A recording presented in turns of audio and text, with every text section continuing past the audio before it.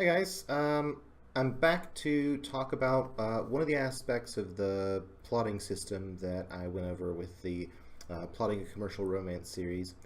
Um, the parts of that whole process, that everything that's working together there, a lot of that comes from other places, and I said that sort of throughout the course of the video. A lot of the stuff by James Scott Bell and those folks that have already really done a really great job about talking about story structure and that sort of thing.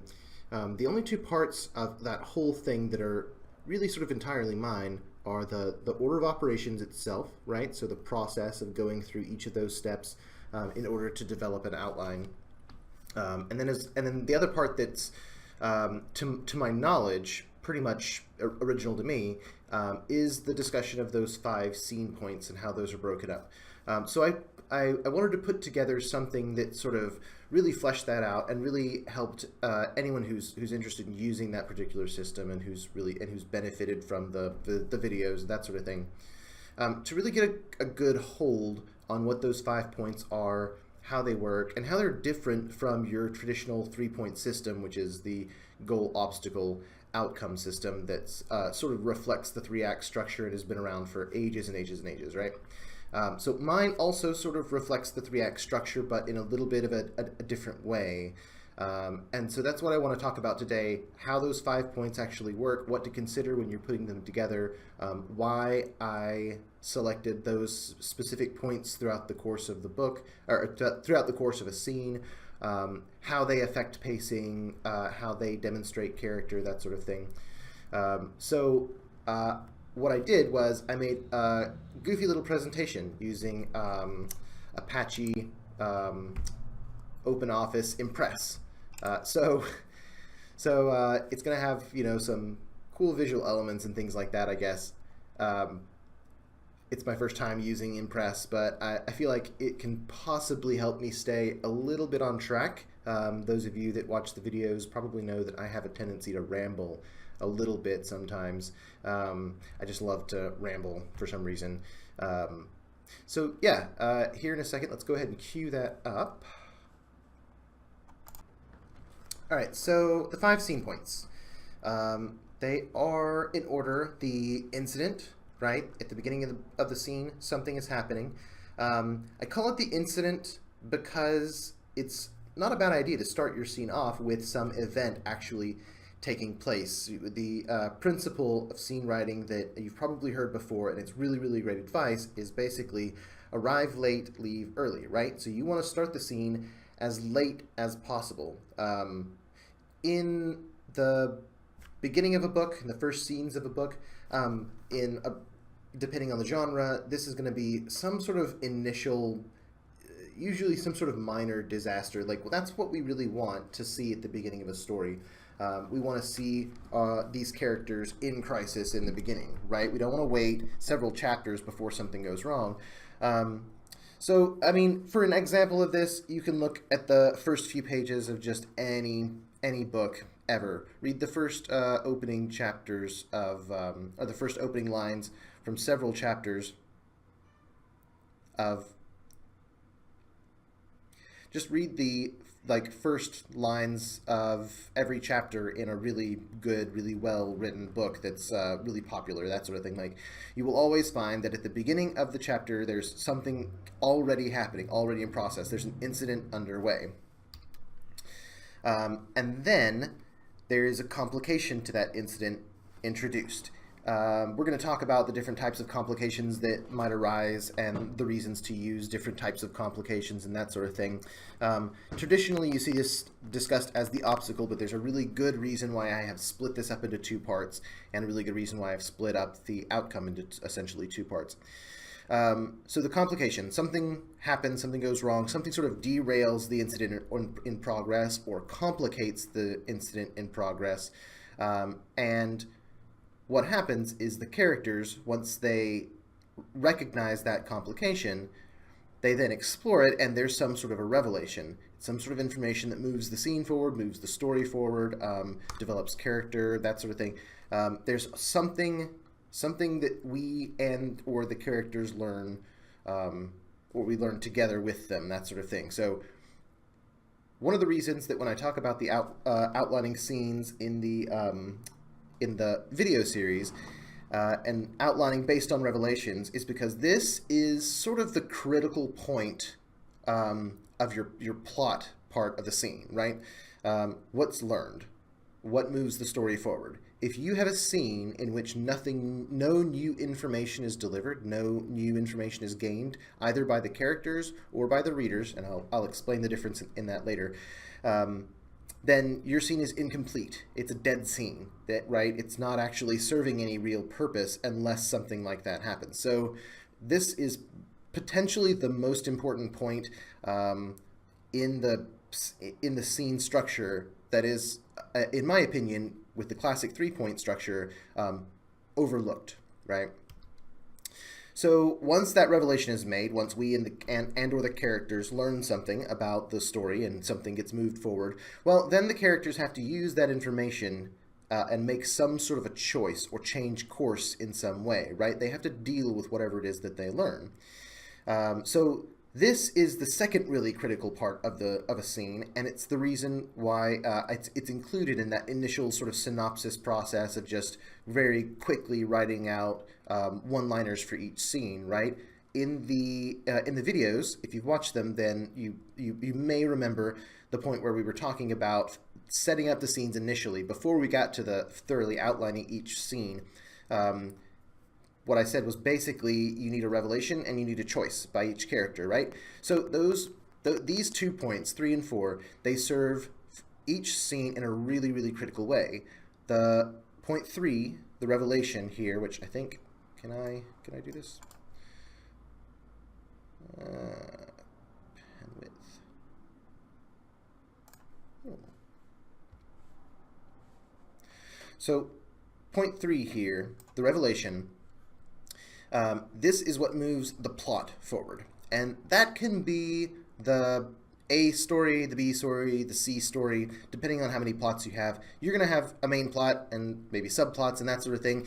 Whatever it is that it's doing, whatever it is that your scene is intended to accomplish, whether it's the main plot or a subplot, either way, the revelation is what moves that plot forward, right? So the next point, point 4, the change or choice, and there's a reason again that I've split that like that.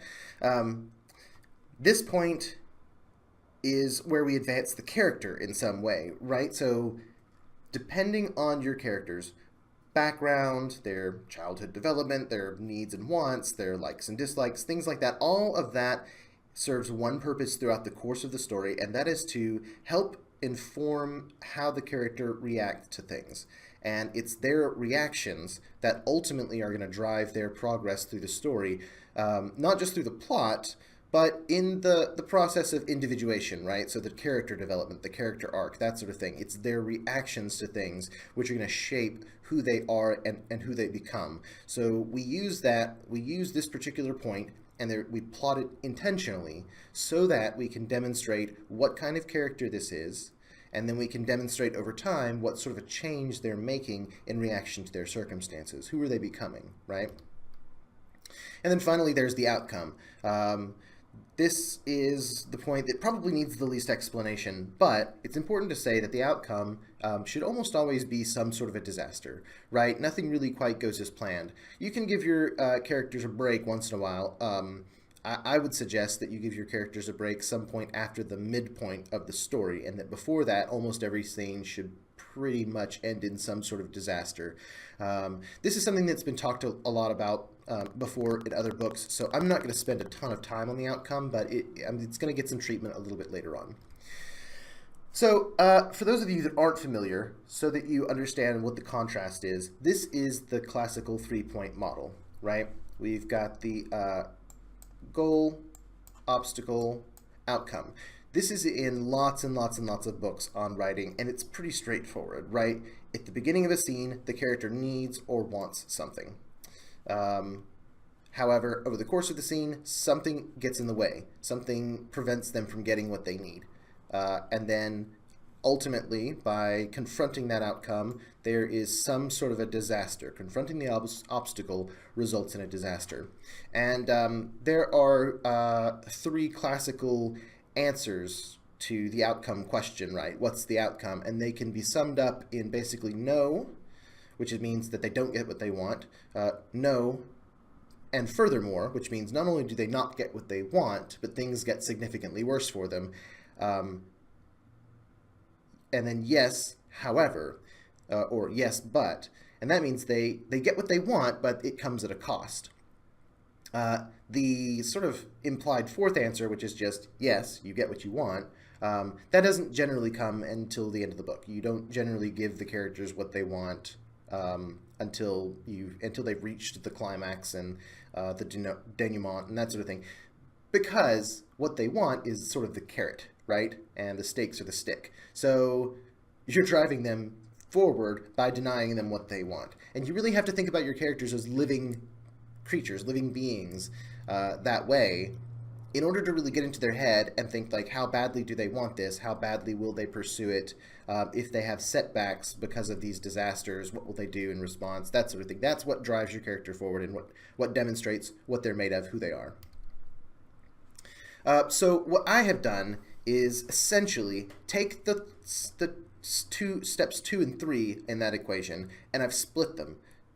And I've split them for a good reason, so that basically everything is accounted for in the process of plotting a scene. A lot of this will happen automatically. And in a minute, once we go over why I've split them and what they go up to, I'll show you exactly what it is that this 5-point system accomplishes. So your essence of the obstacle is that there's something in the way, right? What I have done is broken that down into the complication, right? So this is what you would call the obstacle itself. It's the thing in the way. When you think about how to write these things out and make a scene out of them, it's really helpful to use the right kind of language, right? What I see a lot, and what I myself have done a lot, if you watched really carefully in the outlining videos, then you probably saw me do it several times. You'll use the word so-and-so realized. So-and-so realizes something, right? So so-and-so is going to the grocery store, and then they realize they've left their keys, and that becomes the obstacle. So that's not an ideal way to do it, because then all of your obstacles and ultimately revelations and choices and outcome, if you keep using words like realize, they will become highly internalized. And you don't want them to be entirely internalized, because then you have a story about a person kind of walking around in their own head. So I have found it extremely useful to have some basic sort of language templates. Like, this is a good way to start out the second point of the scene, for instance, to the effect of, and then, and I should have something happened in quotes, but, and then this happened, and then this person showed up, and then, and so on and so forth, and try and avoid using the word realize.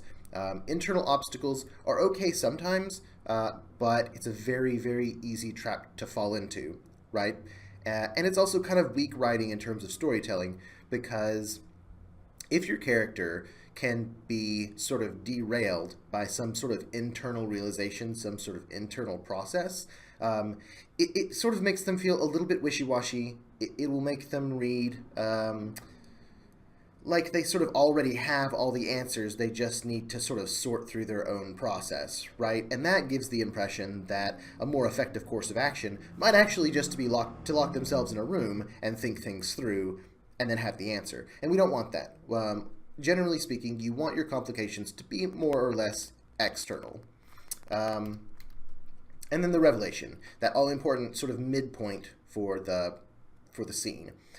This is what we and the character learn as a result. And really good language to use here when you start writing that scene that'll sort of trigger thinking in the right process is thinking in the right direction is it is revealed that, right? Or this is the point where you can use a word like realized, but it's the point where this really needs to be the main place where you're going to use the word realize when you're outlining. It may seem really specific and really formulaic and almost dogmatic. I mean, you don't have to use these specific sentences to start out those scenes, obviously, but something to this effect is really helpful because the language that you're using, it does change how you're thinking about what you're doing and what the outcome is going to be. right? When you talk about things with externalized language, basically, then you're going to end up with externalized story points. And that's really, really important because, again, you want most of your story to be externalized.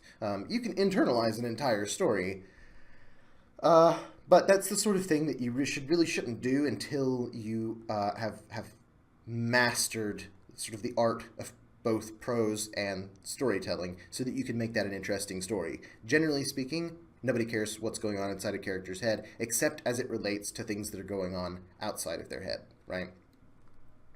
So those two things together, the complication and the revelation, if you were using the 3-point model, if you were doing goal, obstacle, outcome, you would almost certainly naturally split into these two parts, right? An obstacle will be realized, and then over the course of exploring the obstacle, you and or the character will learn something by confronting it.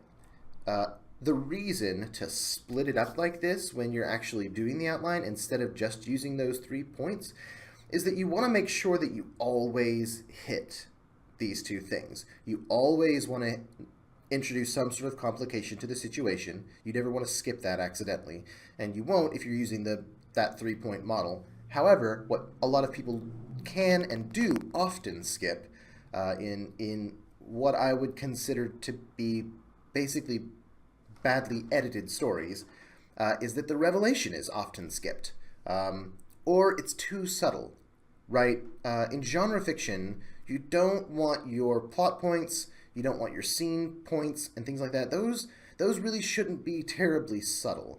You can use subtle language as long as the events themselves are very clear. Something complicates whatever is going on. Something gets in the way, something throws a wrench in the system, and then as a result of exploring that complication and trying to determine how to navigate around it, something is learned that moves the story forward. So there are various types of complications to sort of use. This is by no means an extensive list. Obviously, it can be any kind of complication. Those complications are the essence of how you're manipulating your characters, introducing revelations, those sorts of things. There's literally an infinite variety of complications that you can introduce. But there are some basic principles of complications that you can sort of keep in mind as you go, especially if you get to the point where you're sort of stuck for how to throw a wrench, what sort of wrench, how big a wrench, that sort of thing. So the first is fairly straightforward. Something bad happens, right? Someone's on the way to the grocery store, and then they're hit by a car. Like, just out of nowhere, something bad happens. I spent a lot of time on Quora, and one of my favorite authors is there, Mercedes Lackey, and what I've seen her say over and over again in regards to writer's block specifically is that sometimes it's not a bad idea when you don't know where to go to have a bunch of people come in with guns a-blazing. That to me is sort of the essence of this something bad happens. Now, she wasn't the originator of that, but I don't remember who she credited for it. But it's just a great way to think of, like, everything was fine, and then something bad happened. And then there's something good happens, but it's inconvenient in some way, right? So to try and give a good, like, example of this, imagine that we're writing a romance, and the main character is in the middle of the date or something with a lead, and this is the first chance that they've got to meet each other, and for some reason it's critical that they do have this date. But then she gets a text saying, you finally got that interview, but it's in 10 minutes, right? So it's something that's potentially good, but it causes an inconvenience. There's less tension there, certainly, when something good happens, but there is tension, and it's a different kind of tension, because that focuses the whole scene on, does the character take advantage of this good thing? Do they avoid it in order to avoid the inconvenience? Are they going to sacrifice something, sacrifice this good thing in order to get what they want in the course of the scene, right?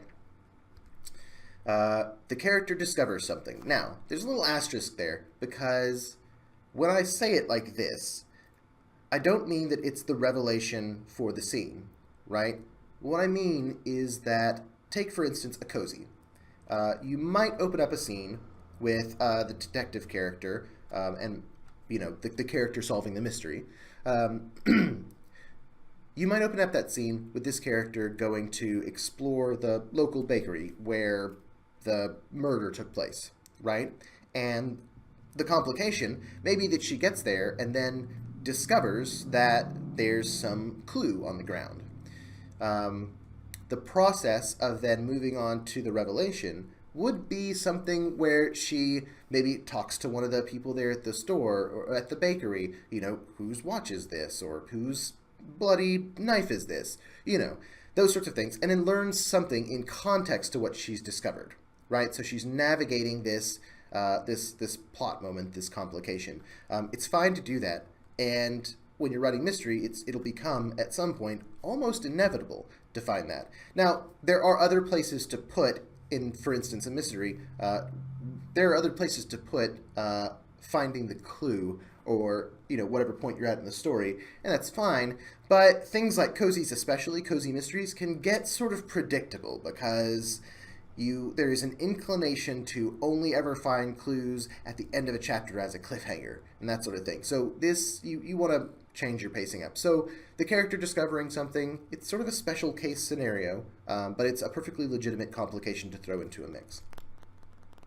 A new character is introduced. This is a great complication, especially if you have multiple characters in a story.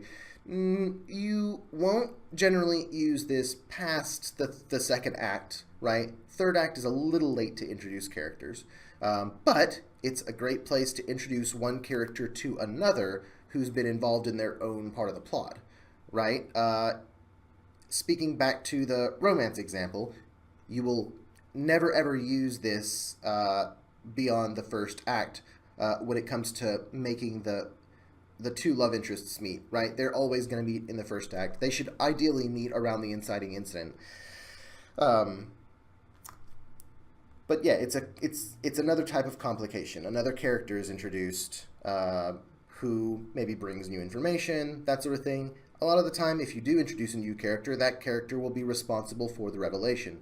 It doesn't have to be, but it's something to think about when you're in the process of trying to figure out what should happen in this scene. Is this a good place to introduce someone new? What can they actually bring to the story? That sort of thing. You won't ever want to introduce a character without moving the story forward. You should never have just a bland meet and greet scene where two characters meet each other and talk about stuff, because that's just not good story, right? They can talk off camera. A misconception is corrected.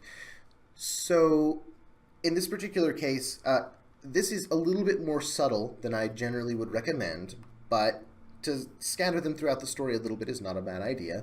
All of your characters are going to have their own ideas about what's going on in the story, what's going on with themselves, what's going on with another character, that sort of thing. You can introduce this type of complication when they are operating under a certain assumption at the beginning of the scene in the incident, right? But they immediately run up against the fact that they actually had it wrong all to begin with. The revelation is then the correction itself, right? So Jane thought Jack was a greedy bastard, and she goes to confront him about that, and she finds him feeding homeless children. And in the revelation, we learn that, well, he was actually a homeless kid himself when he was a little kid, and so on and so forth. And then there's the choice and the outcome, that sort of thing. So it's perfectly fine. That, like I said, is going to be a little bit subtle. Generally speaking, if you're trying to figure out what to do next, err on the side of unsubtle. But this is always an option that can build more than one character at once. You kind of get a little more bang for your buck depending on how you use it. And finally, in general, when you're considering complications, always remember that your basic conflicts are man versus man nature, man versus self, right? Something in the world happens to complicate things, something with another character happens to complicate things, something happens internally to complicate things. However, again, let me stress that the more often you create internal complications rather than external ones, the more wishy-washy and in their own head your character is going to see. We don't want to see a story about someone who is going to confront the guy that she thinks is super greedy, but she stops halfway there because she's not really sure if he's greedy, and if she has it wrong, then blah, blah, blah, and then move on from there. No, that's boring. What we want is to see people make choices and commit, right? So the nature of revelation, it's less about types of revelations, right? It's more about what the revelation serves. Always, always, always, your revelation must move the plot or the character arc forward in a significant way. Err on the side of plot. However, there are going to be scenes that are super character heavy. Subplots and things like that are often going to be super character heavy.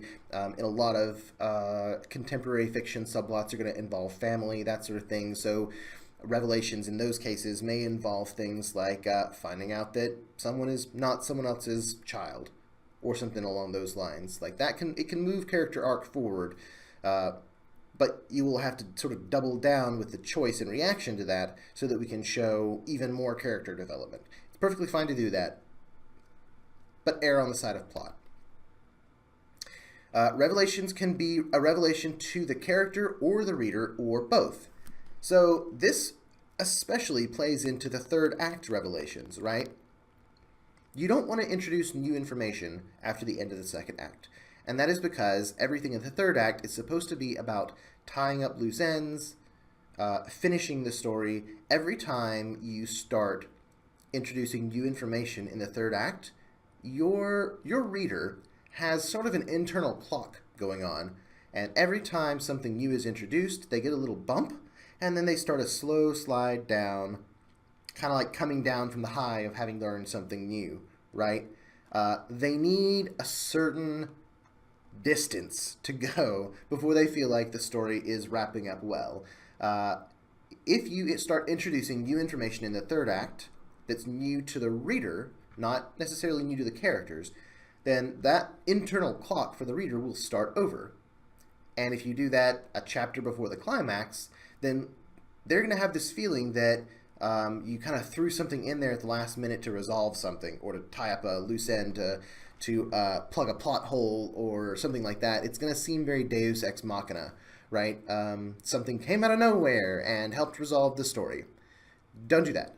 Now, what you can do, and you will have to do once you get to the third act, because you still need revelations for each scene, but you can't reveal anything new to the reader, is reveal new things to the characters that the reader already knows. Now, this is especially important because let's say that somewhere in the middle of the second act, you reveal to the reader that, Jane went off her birth control.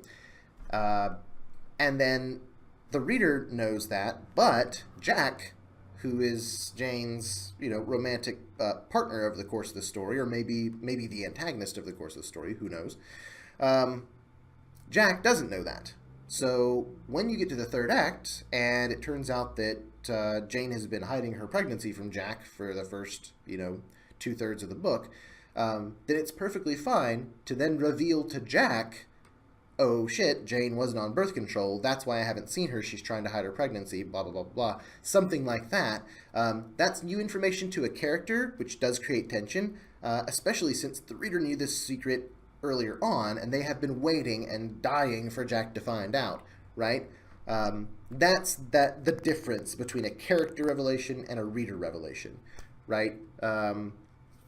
That's the sort of revelations that you're going to have to rely on in the third act in order for the book to feel as though the third act resolves nice and smooth, with good ups and downs for the purposes of drama and climax, that sort of thing, and also it won't seem rushed.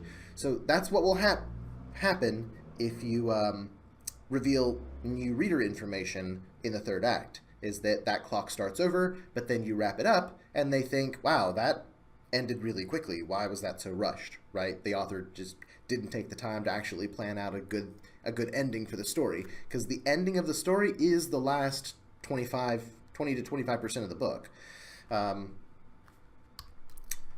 So we've got internal and external revelations, right? Characters at some point are going to learn things about themselves.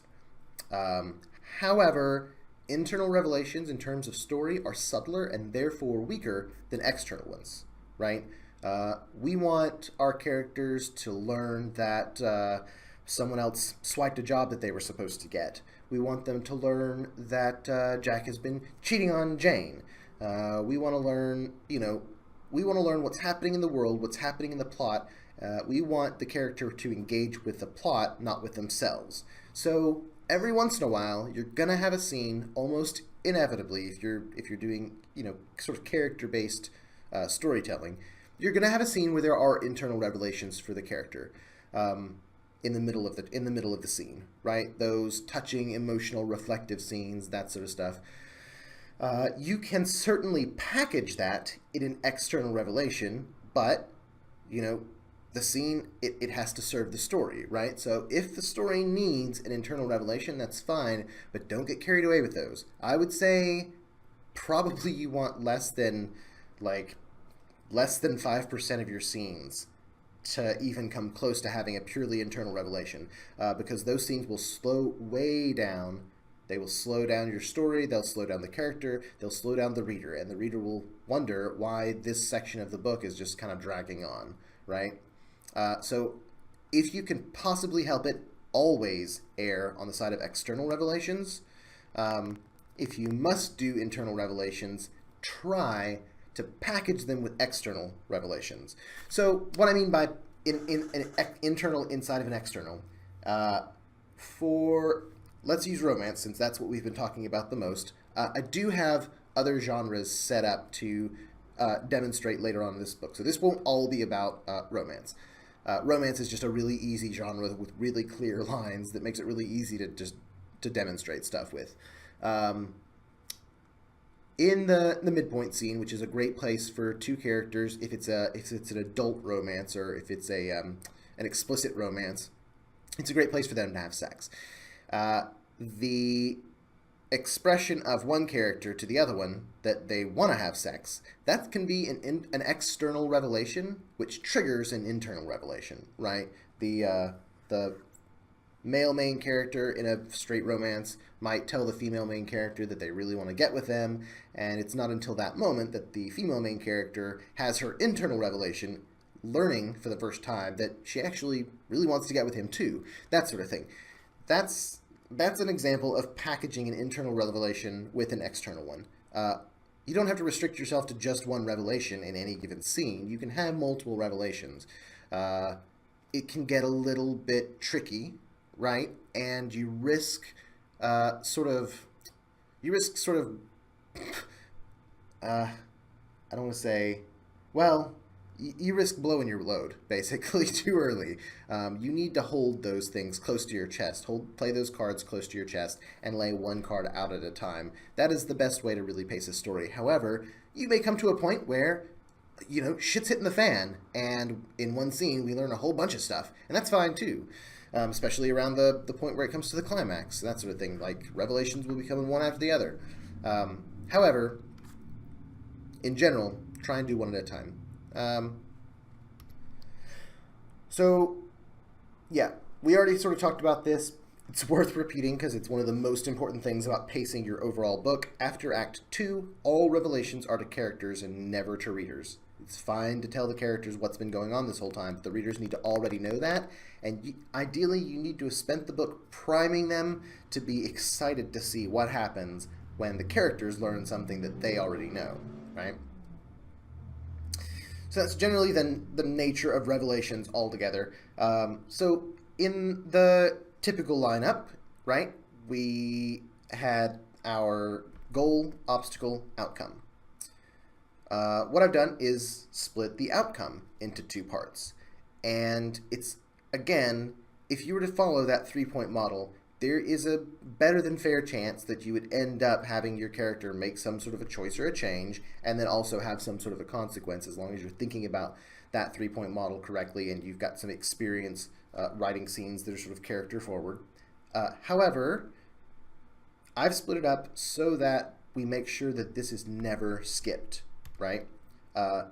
Change and choice. Point number 4. So we've put something in the character's way. through the process of exploring and confronting it, they have learned something, and possibly the reader has learned something as well, depending on where in the book the scene is.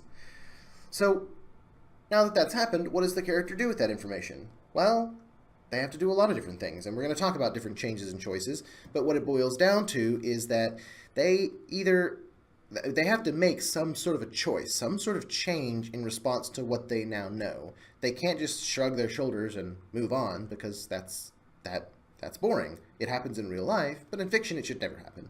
There should always be some sort of a reaction to what they learn, right? And we're going to talk about how that can be internal and external, and why it should be one or the other, and what's the point of those two things. And then, of course, finally, the actual outcome itself, right? The consequences of the choice. So something is revealed, the character has some sort of a reaction to it, makes some sort of a choice, or changes something about how they're thinking about the story, and so on and so forth. And then because of that change or choice, there is a consequence.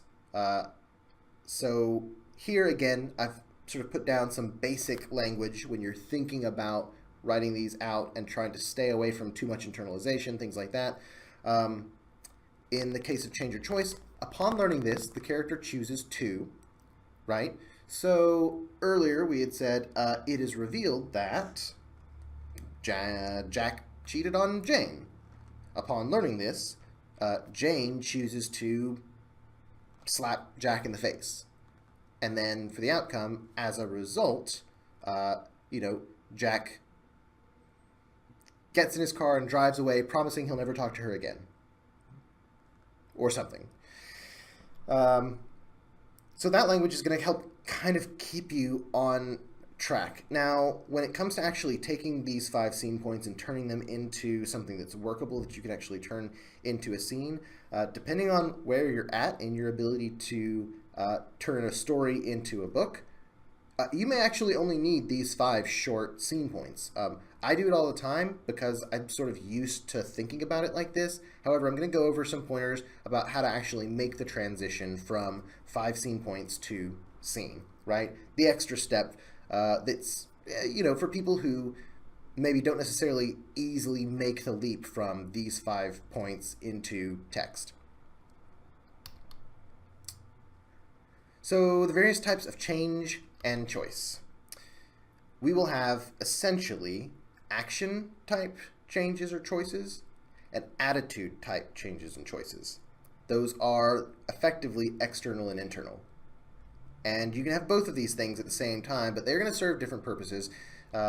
With actions, you're going to have the sort of change of plans, right? So we learn that the castle is in fact guarded when we didn't think it was going to be. So that warrants a change of plans, right? Something about the situation is revealed to be not what anyone thought it was. And because of that, something has to change. Some sort of immediate action. Jane learns that Jack is cheating on her, and her immediate action is to slap him. This is something is revealed, and it warrants an immediate response, right? It's a reflex sort of thing. So it's really important, these 2 things, whichever one you choose, and whichever one the character goes through, is going to tell us something different about the character. And again, I said it before, this 4th point in a scene, for the character and for characterization, this is the most important thing, because telling us how they react to something, it tells us who they are as a character, and their reaction can be in line with who they are as a character, and it'll sort of reaffirm what we know about them. It may be out of line with who they are as a character, and that may be because they're either forced into a position that they have to do something that they don't want to. It could be because they're actually making some sort of a change, and that's the first sign we see that they're making that change. One way or the other, if they do something out of character, you absolutely must justify it. There must be a reason why they would act against who the reader knows that character to be thus far, and you cannot wait very long to let them know, right? So in that case, you'll see that there's an element of attitude and things like that.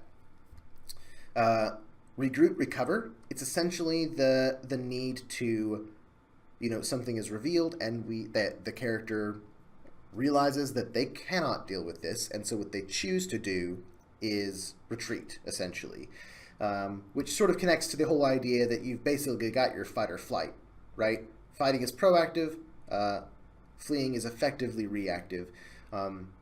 In the early part of the book, you may find that your characters, if you want to really drive the tension and make it feel like they're sort of on the run, especially if it's like a thriller, mystery, action sort of oriented, that sort of thing, your characters may actually spend a great deal of time running away from revelations that they find that they encounter, or they may spend a lot of time fighting and failing, having really bad, disastrous outcomes whenever they do.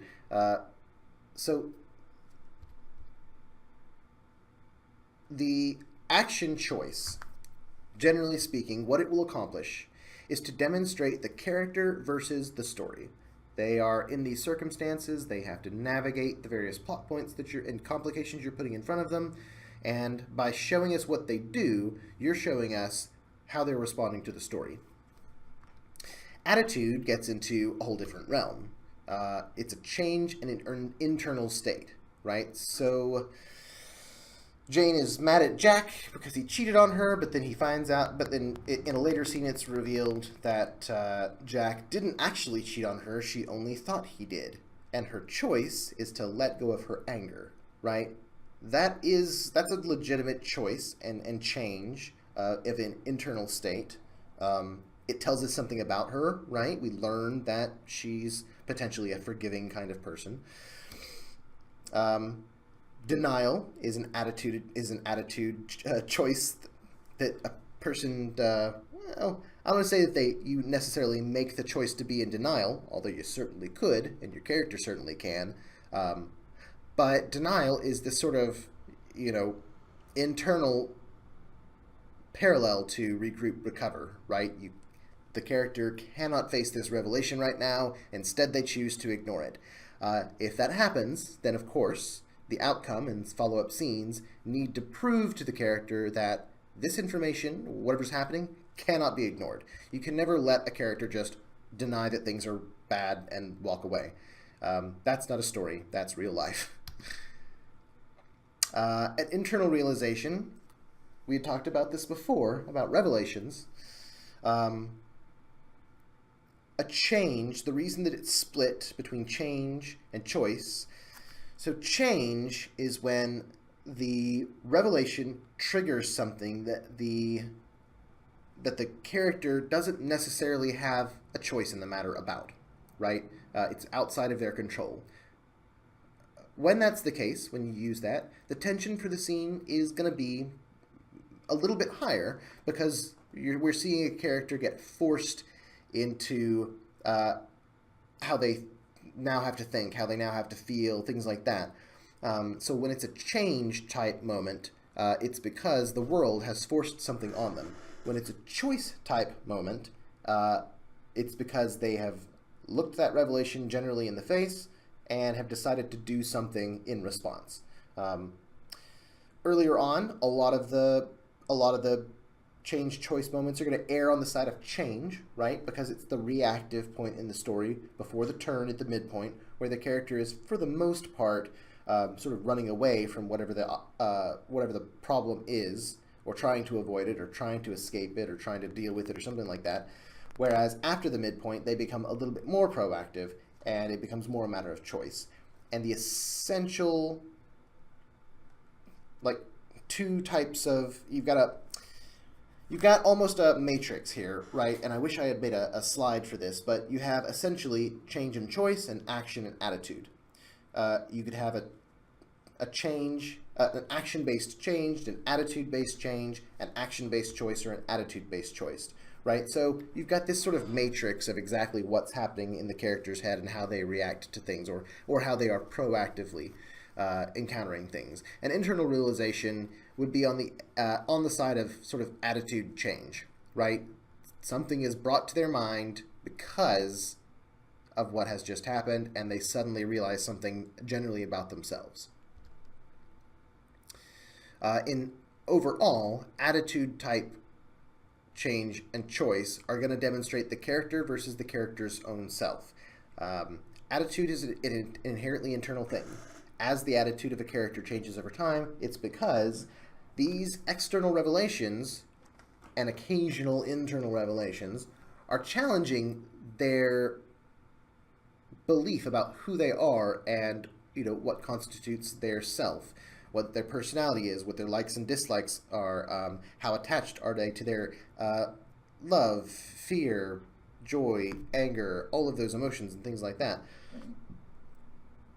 All the stuff that's going on around them is going to force them to confront parts of themselves, or at least it should force them to confront parts of themselves. And those types of changes throughout the story, whenever you reach that fourth scene point in a scene, that's your opportunity to have these little turns, demonstrate the internal conflict in the character. You don't want to do that every single scene. Not in genre fiction, because it gets boring after a while. And again, you can actually nest these things together. You can have both character versus story and character versus self, right? The moment when when the orphan farm boy decides to stand up against the evil king, even though he is to that point acted in sort of a timid manner, that is a combination of character versus story and character versus self, right? And the outcome is that he gets, either he inspires the army or maybe he gets, beaten to a pulp. Who knows? Outcome types, we sort of talked about this before. You've got your basic sort of setup. I'm not going to go too much into detail about the ones that you've almost certainly seen. No, and furthermore, and yes, but, or yes, however.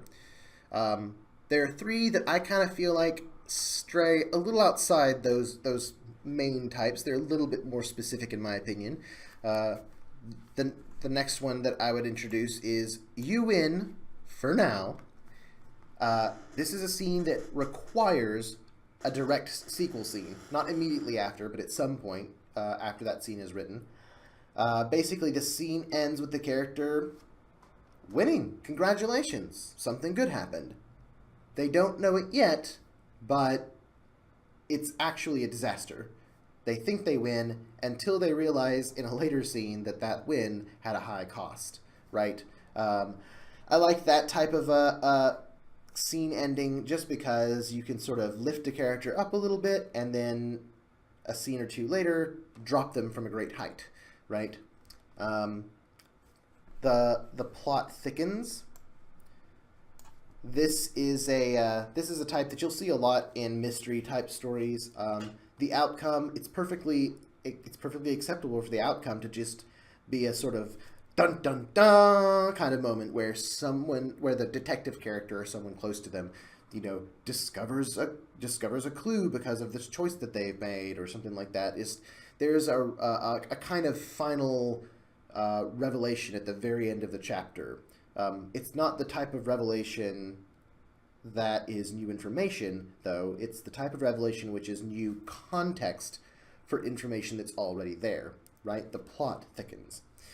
And then finally, the catastrophe. The catastrophe is not terribly different than your no and furthermore, right? So not only do you not get what you want, but furthermore, trying to get it has cost you something.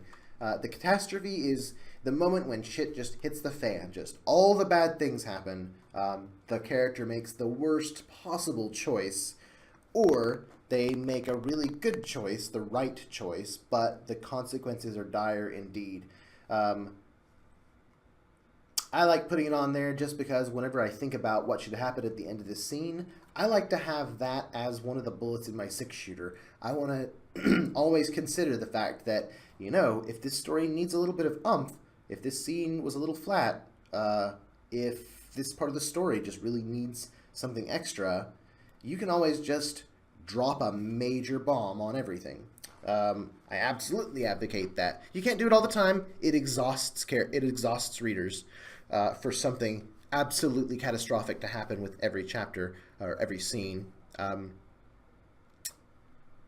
But when you're lacking in action, you need something really bad to happen. You need something to really motivate characters. A catastrophe is always a great place to do that. So, there has been for a very long time this 3-point system: goal, obstacle, outcome. why fix it? Why reinvent the wheel? Why expand it or make it somewhat more complicated? I would argue that it is not that much more complicated, but it's an argument that that people have made against this system before, that goal, obstacle, outcome has been the sort of standard for ages. Why go out of the way to throw in some extra elements? Well, I have some really good reasons. For one thing, it's critically important over the course of writing a story that every scene reveals something new, and that model of goal, obstacle, outcome does not always reveal something new. I have seen it executed in such a way where, yes, there's an obstacle, or yes, there's a goal. The character wants something in this scene. There is an obstacle, but the outcome is just that the character goes the other way and gets blocked. That's not very interesting. It tells us a little bit about the character, that they're the kind of character who, will avoid an obstacle if they're able to and change course, change plans on the fly, that sort of thing.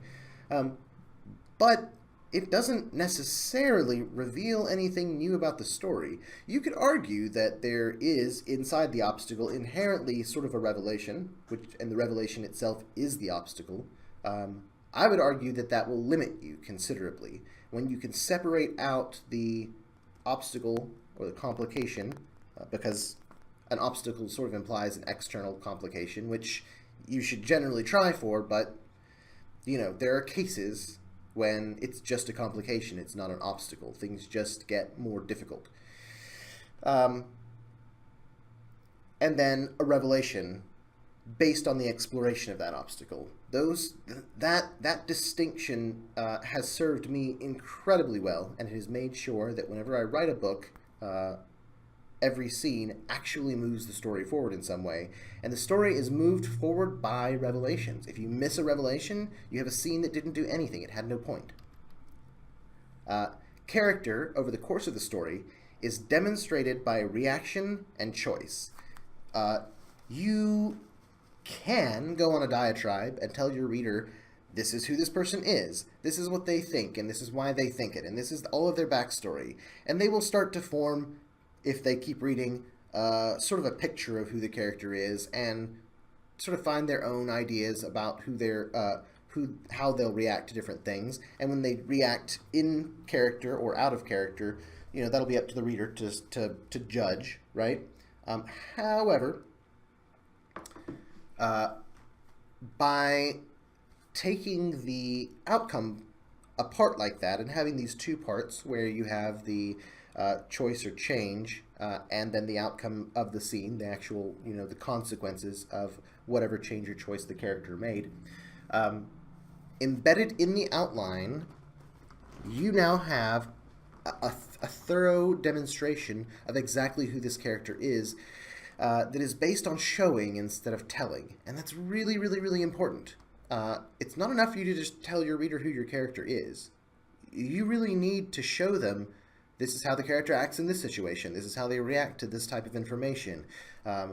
We can tell over the course of a story that if they consistently react with violence for the first, say, half of the story, well, then we know that this character is, prone to, shows of dominance and overpowering other people, and he tends to possibly act before he thinks, things like that.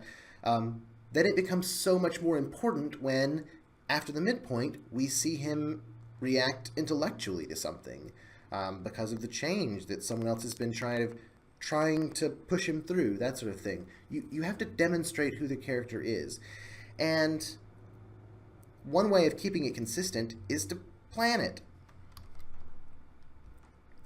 The revelation and the choice points are sort of the connective tissue that connects goal, obstacle, and outcome.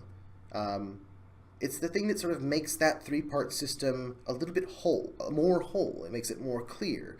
You know what you're doing, and when you know what you're doing, you can write with a plan to manipulate the reader, right? We want readers to view characters a certain way, and there's only so much you can do to make them see the characters in the story the way you want them to, right? They're going to come in with their preconceived notions about, if you're writing a romance, and maybe it's a billionaire romance or a bad boy romance or something like that, they're going to come in with their preconceived notions about what type of character a billionaire is, what type of character a bad boy is. that sort of thing. When you take all 5 of these things into consideration with each and every scene, not only are you moving the story forward in the way that you want to, right? So you're feeding the character specific information, and you know what information that is, and you can kind of start to think about why you reveal what you reveal, right? So that the reader will think a certain thing. In the cozy mystery genre, for instance, or any mystery, one of the things that's really, really important throughout the course of the story is that you want the reader to suspect a wide number of people to be the culprit for the crime, whatever crime was committed, right?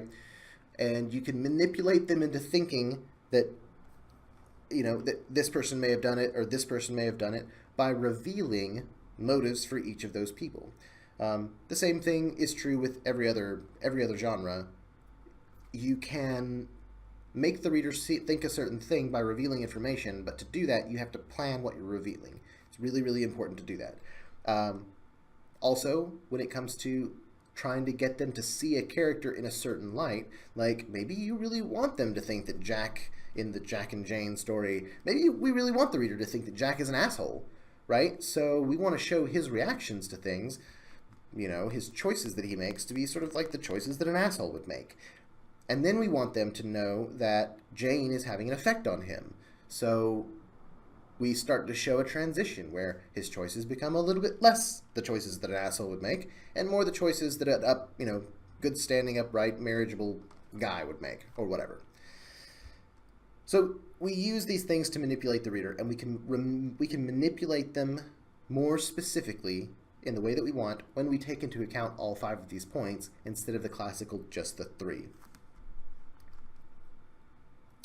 Finally, it ensures that every single scene matters, right?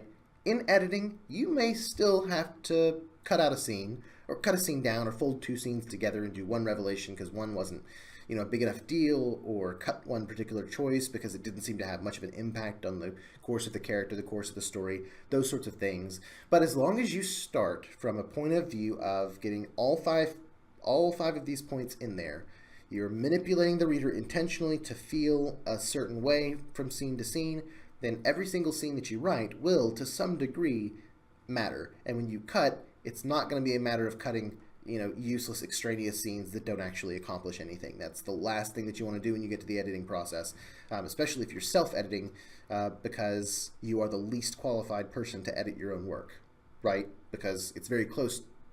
You have perhaps a subtle idea of why, Jane said this thing in reaction to what she learned in scene 4, but the reader may not catch on to that at all. You have the whole story and all the backstory and all the underlying stuff in your head, but the reader doesn't. So as long as you ensure that you have clear revelations and clear choices made in every single scene, then every scene will matter. Now, actually making it work for you. I actually outlined, if you haven't seen it, it's worth checking out. I outlined an entire romance novel. It was an MM contemporary or male contemporary romance novel in a roughly 5-hour series of videos that you can also find on my channel outlining a commercial romance. By all means, go and look at those things. But here, I kind of want to just break down exactly how to apply these 5 points. What to be thinking about when you hit each one. And we're going to use a couple of different examples.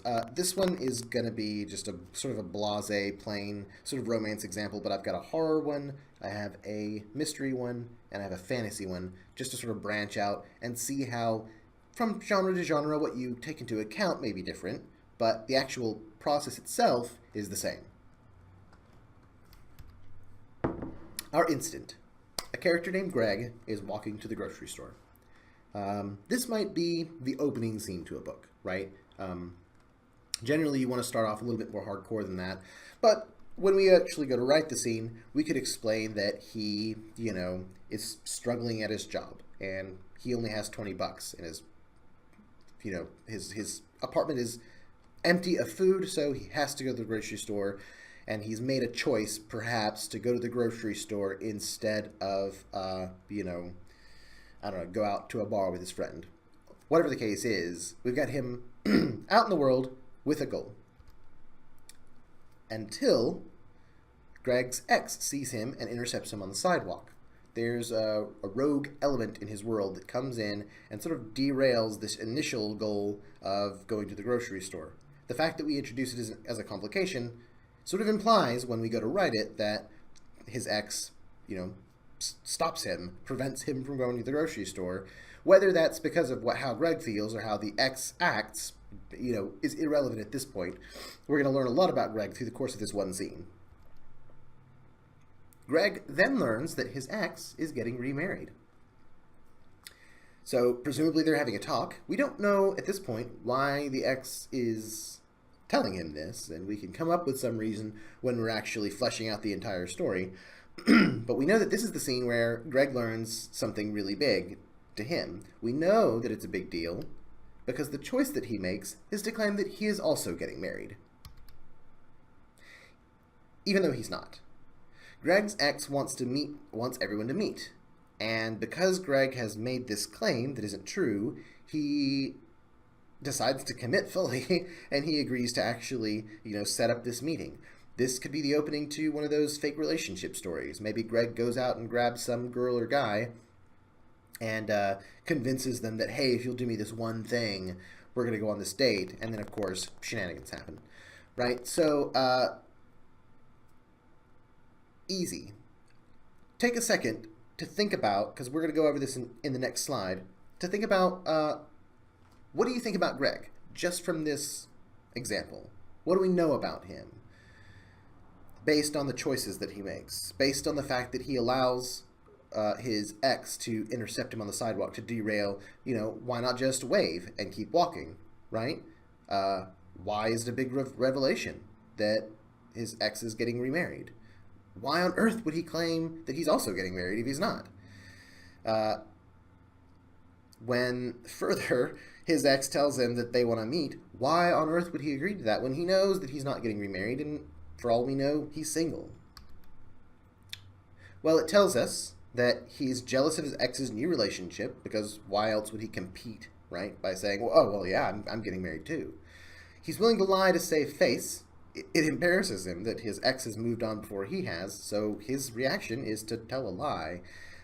That tells us, one, that he's super prideful. Maybe it's really important, or it could tell us specifically how he feels about that other character. He's then willing to commit to that lie. So it's not enough to just lie. He has to take it just a step further, and he's going to have to demonstrate how that lie is true. Obviously, he's not over his ex, because if he was, he would have just waved, walked on, avoided that discussion. He might not have had the need to say that he was married, that sort of things. And of course, we now know that Greg is in a bit of a pickle. And because he is, and we know that he's willing to lie to save face, we know that he's willing to make outrageous plans in order to support those lies, we can potentially assume that he is prone to pickling himself on a regular basis. We know a lot of character stuff about Greg just from those 5 points in this scene, and that's how you want to think about when you write the scenes. Let's go back a slide. When you write the scenes out, when you're doing these 5 points, that's the sort of thing that you want to have in mind. How can you demonstrate who Greg is? Now, I talked about before in the other one that whenever I outline these, I use one sentence at a time. I encourage that because the more condensed you can make this information, the more succinct that you can get it, the more effective it is, right? You have to, thinking in the fewest number of words forces you to be as direct as possible, right? Any one of these, we could go on, we could talk about it for 3 or 4 sentences. We could explain in the incident exactly why he's going to the grocery store and what circumstances are surrounding that and that sort of thing. But the key element to it is just what's happening. At each of these points, we focus on one specific thing, and that is the answer to the question, what happens? When you pare it down to just that, everything becomes clear. And not only that, but when you decide later on that you want to make a small change to the story, a small change to a choice or something like that, it is much easier to modify one sentence from one scene, from one outline of a scene, than it is to have to go in there where you've written a complete chapter synopsis instead of breaking it down into what actually happens, and unweaving all of those bits and pieces that you threw in there. And instead, you can just make it a very, very small, very tight, very specific change. In this case, with the change in the choice here, maybe we want to suggest that that not only is he over his ex, but that he's not even attracted to her anymore. So he goes out of his way to claim that, yeah, I'm with someone too, a guy, because I just realized after we broke up that I'm gay, so I'm totally over you. Don't worry about it. Right? That tells us something very different about him. To what extent he's willing to go. And it also tells us what he wants his ex in this particular scene to think about him, what assumptions he's making about what she thinks. There's a ton of subtext and context here that we can develop just by keeping it very specific and then modify as necessary based on who we want that character to appear to be. Skip over. Okay, so some other examples. Here's a horror scene. It's the same basic formula, and again, it's one sentence at a time. Very short sentences. Billy is out at the club having fun and drinking. Obviously, something terrible happens. He wakes up in a mysterious room. Now, when we say he wakes up in a mysterious room, part of the scene is already written for us. We know that he goes out to the club, and that he's drinking, and that it probably gets out of hand, because at some point, he blacks out or passes out. He doesn't know how he wakes up in a mysterious room. It implies that he passed out, right? We know now that Billy is either prone to overindulging in alcohol, maybe he was doing drugs, or maybe some pretty girl or pretty guy slipped him a roofie, which, all of it adds up to the same thing. Billy is a party boy. The revelation. He looks around and realizes that the room has no apparent exit. Billy is trapped. The change or choice. Maybe he looks around and he finds a bit of iron rebar, and he decides, well, fuck this noise, I'm going to dig myself out of this room. We don't know necessarily why he thinks that that's a possibility, but what we do know is that Billy is a survivor. He may be a party boy, but when it comes down to the fact that he doesn't know where he is, he doesn't know how to get out, things like that, he becomes resourceful. That becomes a character thing about him, and if we are building our character based on this scene, for instance, we now know that he likes to have fun, but he knows how to be serious as well. So this can even narrow down things like what sort of person he is. Maybe he's a soldier, because he knows how to just cut loose and relax, and he knows the value of doing that to numb his mind or whatever from whatever he's seen maybe in war. But he's been in situations where he had to calm his fears or focus his fear on surviving and getting out. The outcome, the tiny hole he makes begins to leak water into the room. Now the clock has started. Presumably, if the room doesn't have an exit, the water is going to continue to fill it up. If it's a higher pressure system outside, it might actually drown him. Maybe it'll just go up to his knees. I don't know. That's a mystery that we'll explore in the next scene. So there's our basic horror. And again, take a look at this and think to yourself, what do we know about Billy based on this scene, right? A mystery scene. Is that example 4? Oh, I skipped one. That's fine though.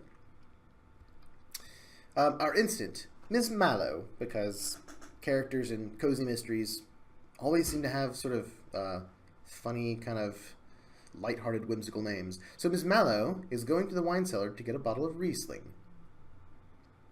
It's very specific. Ms. Mallow probably knows a thing or two about wine. The complication, she finds a body. It's Reginald Ward, the owner of the vineyard. This is an example of a discovery, but which is also a complication, right? This has complicated her trip to the wine cellar considerably. The revelation, he appears to have a scrap of something in his hand, a torn bit of flowery fabric that seems familiar to Mrs. Mallow. So instead of screaming and running away, Mrs. Mallow immediately begins to investigate a little bit. right? She looks over the scene, she finds a clue. We know that Mrs. Mallow probably has seen a lot of death in her time. Like Jessica Fletcher, she just, wherever she goes to one place or another, someone dies, and, you know, she's sort of over it at this point. Or maybe she's just more concerned about solving the mystery than being afraid.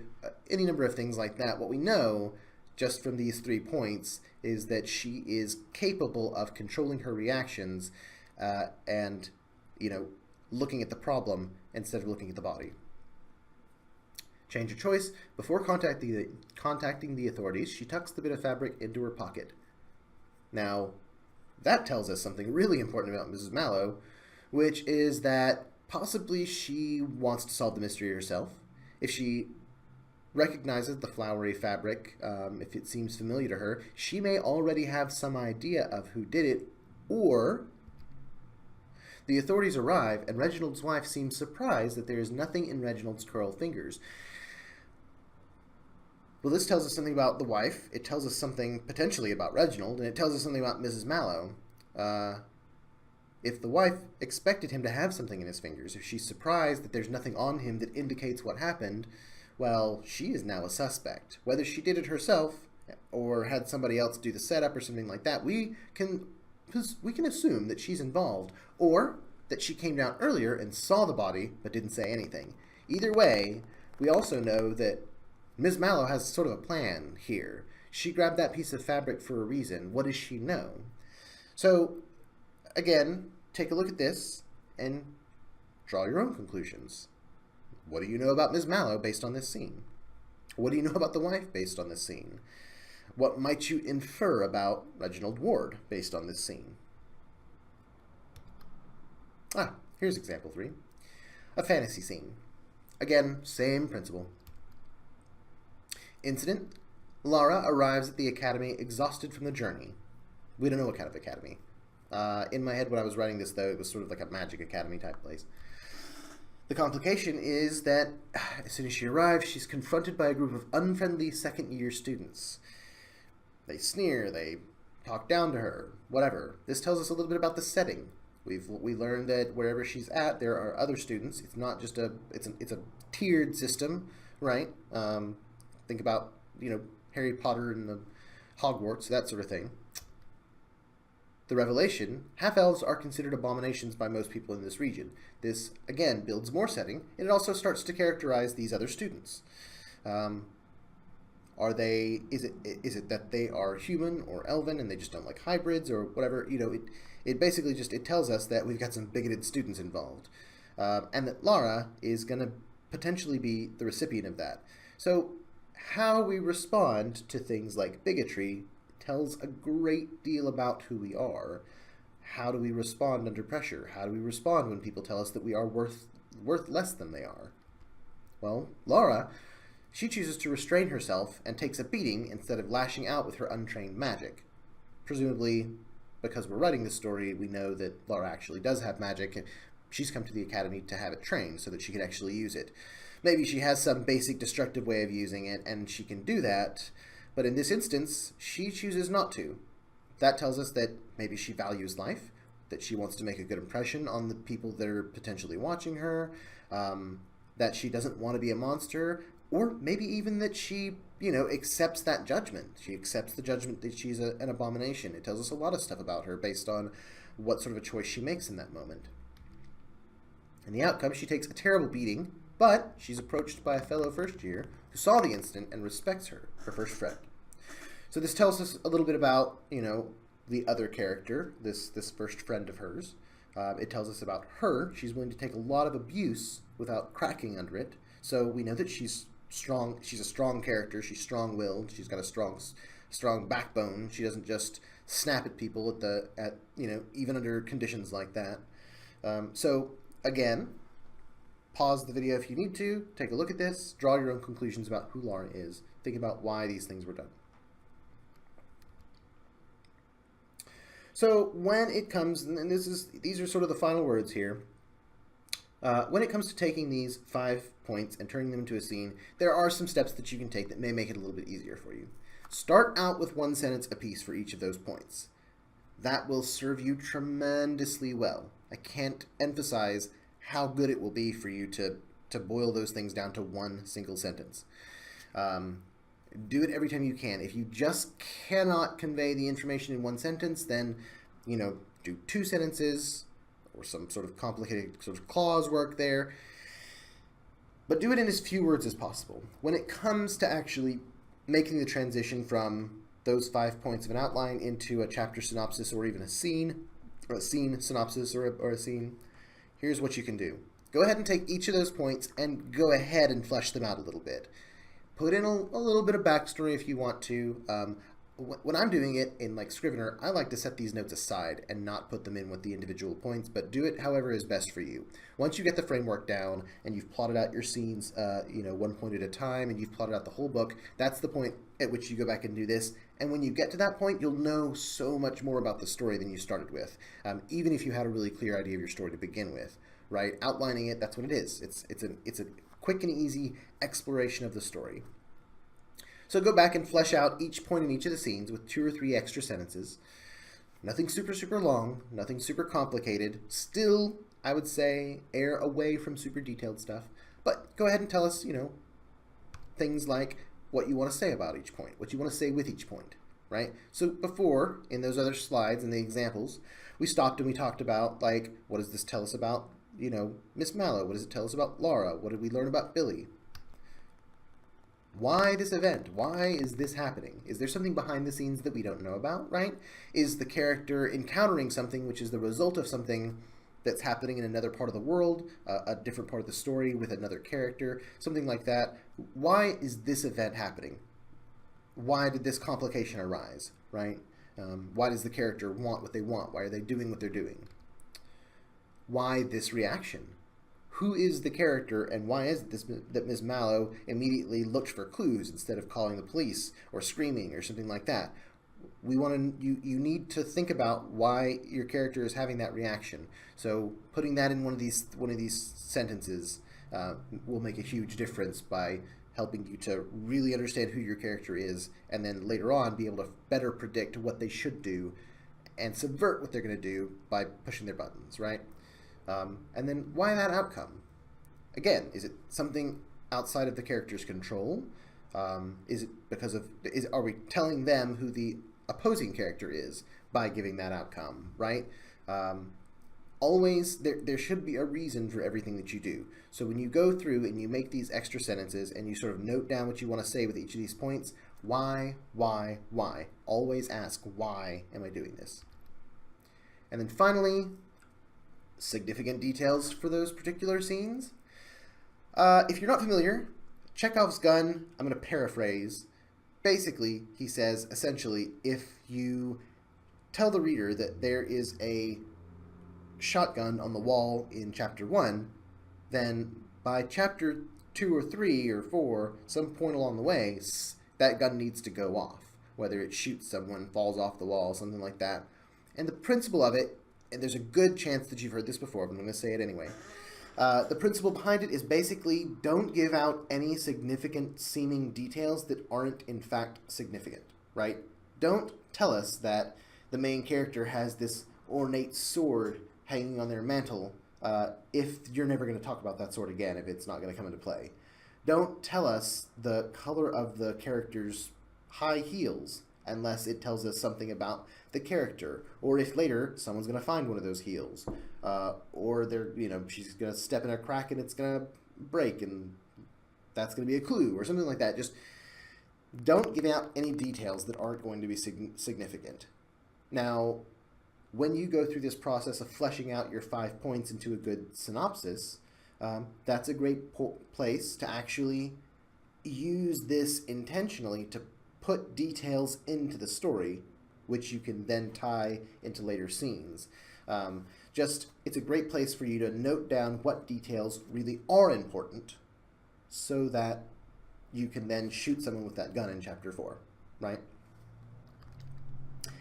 And that is the end of this particular take. All right, so that covers the 5 scene points and why they are what they are, what they're using, what I was thinking when I sort of came up with that system, what they accomplish in the course of the outline and how they help. I encourage everyone to ask questions. Visit me on dirtydiscourse.com, leave questions in the videos, things like that. I do want to say, and I've said it before, but I'll say it again. I'll say it in every video. There is no one right way to write a book, right? There's no right or perfect way to outline. Not only that, but so this system and a lot of other systems of outlining, the whole point of them, in my opinion, is to do more than just help you develop a story really quickly, right? The point of these things is so much subtler than that and so much more important than that. It goes so much deeper than that. What you're doing when you use a system like mine or any other outlining system is that you are training your story sensibility. You're training your story mind. And what I mean by that is, so recently I got into a discussion about another system of outlining and story theory called Dramatica. And if you're not familiar with it, it's www.dramatica.com. I'll put a link down here. Dramatica is a theory that the story itself, all the stories that we tell, are metaphors for the mind working out some problem. I'm paraphrasing. So it's a really interesting system. It's really complex. It's multi-layered. There are a lot of things to kind of keep track of and that sort of thing. I am a fan of the Dramatica theory of story. I am a fan of their whole process. They have a wonderful software that does really, really good job of helping you sort of follow their system to map something out. And God, I would love to be able to develop software along the same lines, doing what I do with my system. But frankly, Scrivener is just the perfect writing tool in my opinion. So a template will probably have to do. But Dramatica and a lot of other systems that exist, they can be super complicated and super nuanced. And they seem to be developed from the point of view that from the get-go, when you first start writing stories, you need to start training that really subtle ability to hit all these super nuanced elements of internal versus external and all that other stuff. I like to compare it to martial arts. I was a martial artist for a long time, and it was frustrating for me to start out with sort of the basic forms in martial arts because I've always been just a little bit athletic and a little bit capable of learning by seeing things done. So I picked up the early forms really fast, but then you have to wait for the next belt to get the next form and all this other stuff. In martial arts that have forms, I've done them with and without. But I had a really great teacher who told me something very interesting that changed how I thought about those basic forms early on, which is that the early forms teach what we would call gross motor movement, right? The punching and the kicking, the big movements, the big basic stuff, how to be balanced on one leg, how to, punch with the right knuckles and things like that. Those fundamentals are super, super important because later on, the other forms that are more interesting to look at from the outside turn out to be really nuanced. They're if you don't have your basics down, there's just no way that you can take all that nuance and do something with it and make it a really beautiful, really effective form, especially since the whole point of learning martial arts forms is to train reflexes and train instincts and train reactions and combinations of movements and things like that. If you aren't familiar with martial arts, or if you've heard people say before that martial arts that have forms are silly because you don't fight with a form, that sort of thing, those people don't understand what martial arts forms are for. It's not intended to train you how to fight. It's intended to train your body that when this movement happens, this is a really good movement to follow up, whether that's for keeping balance or because it's a common combination for a defensive move plus an offensive move and things like that. Anyways, my point is, this system and any other system that you're using should be approached similarly. I think that one of the strengths of the system that I've put together is that it is built from very large, very basic building blocks. and they are some of the most important building blocks of story structure. There are absolutely other blocks, depending on everything from what genre you're writing into, whether you're writing genre fiction or literary fiction, just all sorts of things. Storytelling is an endlessly nuanced art, right?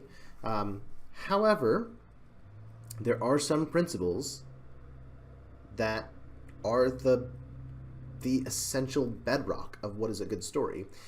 And if you employ just those principles, you will tell a decent story. I mean, with some creativity and some imagination and things like that,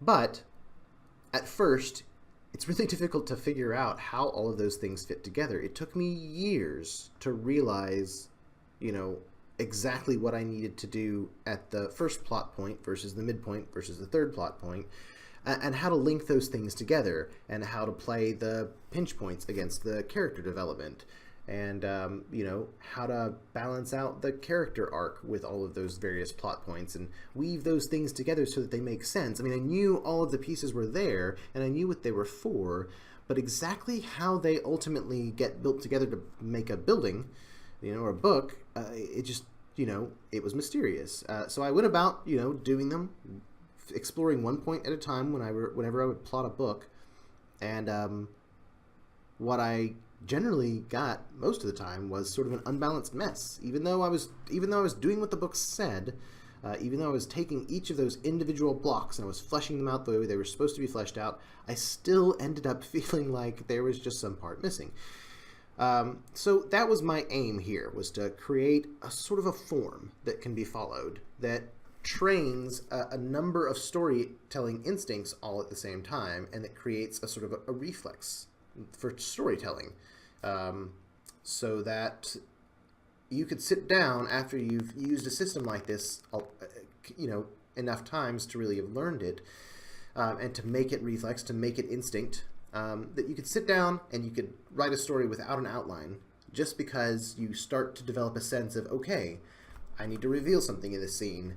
You come up with it on the fly, and then you automatically start thinking, all right, well, this is how this character needs to react, because here's what I want to say about this character to the reader, and so on and so forth. And at that point, maybe you don't need to outline. Lots of really famous writers don't outline. I would argue that some of them have written books that sort of took sort of a bunny trail now and then, and could have stood to be edited down a little bit better. But nonetheless, who is it? Stephen King, I think, is one of the people who says that he doesn't tend to outline. I know that George R.R. Martin doesn't really tend to outline, that sort of thing. Those people, they've written brilliant books. And there's this discussion sometimes about how this and such famous author doesn't outline their stories. Why should I outline my stories? Isn't an outline, or isn't a system like this gonna, curb my creativity? I think that most people believe that creativity is the ability to have ideas. And that's a big part of it. You certainly need to have ideas. But writing books is not just creativity. Writing books is art, and to this art there is a craft. Just having ideas and being creative isn't enough. You have to be able to develop these critical instincts. A sculptor, a painter, a musician, all of those people practiced really basic forms first and built themselves up from there. Writers are a different breed of artist in general. Amateur writers, or people who want to be writers, tend to think for some reason that all you have to do is sit down and write, but that's not the case. There is a craft to writing. There is an art to writing.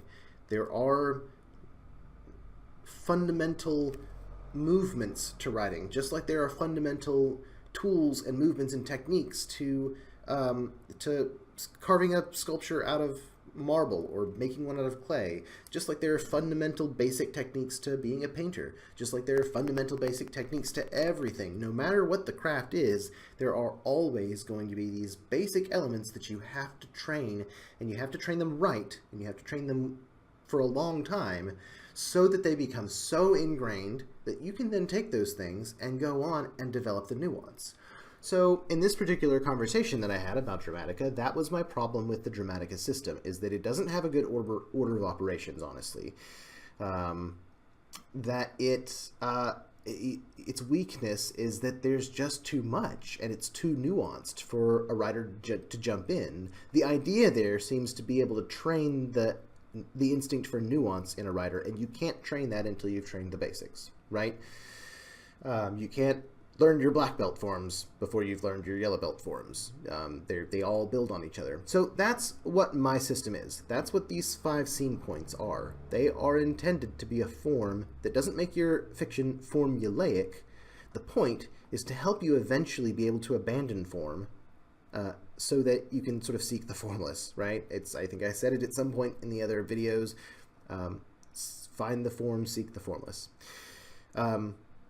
If you follow the system and you do it consistently, even if you just outline books, you don't even have to write the books that you develop from these outlines, and you can just go wild with outlines and write whatever kind of outline you want, and it never has to go anywhere. If you do the work and if you practice the system, I can 90%, unless you, and I am 90% certain that unless you frankly just aren't cut out to write, there is a really good chance that following this system will train you to think about all of these things at the same time, and to do it instinctively, and to react reflexively in the correct way when you write your stories. After that, once you've got a really good system down like this, once you've got a really basic understanding of how a story as a whole and its individual parts all need to move, what all those pieces mean, what's important about each of them, then you go on and you explore a system like Dramatica, and yeah, you can absolutely begin to blow fiction right out of the water by taking all of those basics and then beginning to apply a more nuanced approach to them. So that is the strength of this particular system. That is the strength of this 5-point system, as opposed to the goal, obstacle, outcome system that you've seen everywhere before. I do have some thoughts on things like additional plot points and stuff like that, and I may eventually get around to those. But I mean, when you get into a field like this, and when you start deciding that you want to somehow contribute to the field, I feel like you really have to pick the thing that you're going to do, pick the thing that you're gonna put out in the world and refine. And for me, developing this system is probably what I will attempt to contribute. This is what I will attempt to refine.